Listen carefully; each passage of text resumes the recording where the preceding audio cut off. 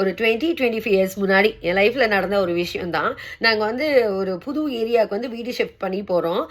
நான் மட்டும்தான் வீட்டை வந்து அரேஞ்ச் பண்ணிகிட்ருக்கேன். ஏன்னா மற்றவங்கலாம் அந்த பழைய வீட்டில் ஏதோ பண்ணிக்கிட்டு இருக்காங்க. அந்த ஏரியா வந்து எனக்கு ரொம்ப புதுசு.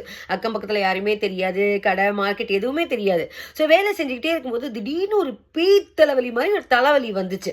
ஸோ அப்போ தான் நான் உணர்ந்தேன், தலைவலியும் பல்வலியும் தனக்கு வந்தாலும் தெரியும்னு சொல்லுவாங்க பார்த்தீங்களா, அந்த மாதிரி ஒரு மொமெண்ட்டு. என்ன பண்ணுறதுனே தெரியல. அப்போ வந்து இந்த ஃபோனு, கூகுள் பே எதுவுமே கையில் கிடையாது. ஸோ டக்குன்னு ஏதோ ஒரு பர்ஸ் எடுத்துகிட்டு நான் வந்து மெடிக்கல் ஷாப் தேடி போகிறேன். ரொம்ப தூரத்துக்கு பார்த்தீங்கன்னா மெடிக்கல் ஷாப்பே இல்லை. ஸோ திடீர்னு ஒரு மெடிக்கல் ஷாப் கண்ணில் படுது. அங்கே போய் ஒரு டோலாப்பர் மாத்திரை கேட்குறேன். அவர் எடுத்து கொடுத்துட்டு ₹2. நான் பர்ஸை திறக்கிறேன், சில்லற பைசா ஒன்று கூட இல்லை, ஒரே ஒரு ₹100 மட்டும் இருக்குது. ₹100 எடுத்து கொடுத்துட்டு அந்த மாத்திரையை கேட்குறேன். அவர் உடனே என்ன பண்ணிட்டாரு, ₹2 ₹100 சில்லற கொடுக்க முடியாது, மாத்திரை தூக்கி உள்ளே வச்சுட்டாரு. எனக்கு என்னடா இந்த மனுஷன் மாத்திரையை கொடுக்கலையா அப்படின்னு சொல்லிட்டு ஒரு மாதிரி டென்ஷன் ஆகிட்டு பார்க்குறேன். அந்த நேரம் அந்த மாத்திரை வந்து எனக்கு ஒரு சஞ்சீவி மூலிகை மாதிரி தெரியுது. அண்ணே மாத்திரை கொடுங்கன்னொன்னே சில்லறை இல்லை அப்படிங்கிறாரு. நான் சொன்னேன், ₹100 நீங்கள் வச்சுக்கோங்க, நான் நாளைக்கு வந்து சில்லறை வாங்கிக்கிறேன் அப்படின்னு சொன்னோன்னே அந்த அண்ணன் வந்து என்னை ஒரு மாதிரி வித்தியாசமாக பார்த்துட்டு என் கஷ்டம் என்ன அப்படின்னு அவருக்கு புரிஞ்சிருச்சு.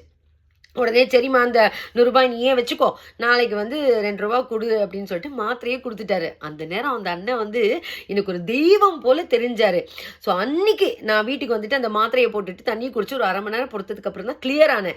ஸோ அன்னைக்கு நான் ஒரு விஷயம் கற்றுக்கிட்டேன். அது என்னன்னா, ஒரு பொருளோட மதிப்பு வந்து அதோட விலையில கிடையவே கிடையாது. அதோட வேல்யூ தெரிஞ்சவங்களுக்கு தான் அதோட மதிப்பு என்னன்னு தெரியும். அன்னைக்கு அந்த டோலாப்பர் மாத்திரைக்கு நான் ₹2000 கொடுக்க சொன்னா கூட கொடுத்துருந்துருப்பேன். ஏன்னா என்னோட தலைவலி என்னை விட்டு போகணும். ஸோ அன்னைக்கு முடிவு பண்ணேன், பொருள்களோட மதிப்பு வந்து விலையில கிடையாது. அண்ட் தென் மனிதர்களோட மதிப்பு உருவத்தில் கிடையவே கிடையாது. அந்த மெடிக்கல் ஷாப்கார அண்ணன் வந்து எனக்கு அன்னைக்கு தெய்வம் மாதிரி தெரிஞ்சார். அவருக்கு அன்னைக்கு மாத்திரை கொடுக்கலன்னா என் நிலைமை என்ன அப்படின்னு யோசிக்கவே முடியல இன்னைக்குமே எனக்கு. ஸோ மறுநாள் நான் போய் அந்த ₹2 அவர்கிட்ட கொடுக்கும்போது என்னோட தெளிவான முகத்தை பார்த்து அவர் கேட்டார், என்னம்மா தலைவலிலாம் சரியாயிடுச்சான்னு. அண்ணே தெய்வம் மாதிரி மாத்திரையே கொடுத்தீங்கன்னு அப்படின்னு சொல்லிட்டு நான் அந்த அன்னைக்கு முடிவு பண்ண வாழ்க்கையில நான் எந்த ஒரு மனிதரையும் எந்த ஒரு பொருளையும் ரொம்ப தரக்குறைவாக நினைக்கவே கூடாது. அவங்களோட மதிப்பு, அந்த மதிப்பு தெரிஞ்சவங்களுக்கு மட்டும்தான் தெரியும். ஸோ இது எதுக்கு ஷேர் பண்ணுறேன் அப்படின்னா, தயவு செஞ்சு வாழ்க்கையில் எந்த ஒரு பொருளையும் எந்த ஒரு மனிதர்களையும் தரக்குறைவாக நினைச்சிடாதீங்க. அவங்களுக்கு உண்டான மதிப்பு எப்போவுமே உண்டு. அது தெரிஞ்சவங்களுக்கு மட்டும்தான் அந்த மதிப்பு தெரியும். ஸோ அந்த மதிப்பு தெரிஞ்சவங்க மட்டும்தான் அவங்கள மதிக்கணும் அப்படின்றது அவசியமே கிடையாது. ஸோ எல்லாரையும் மதிக்கணும். யாரையுமே தரக்குறைவாக நினைச்சிடவே கூடாது. தயவு செஞ்சு நினைச்சிடாதீங்க.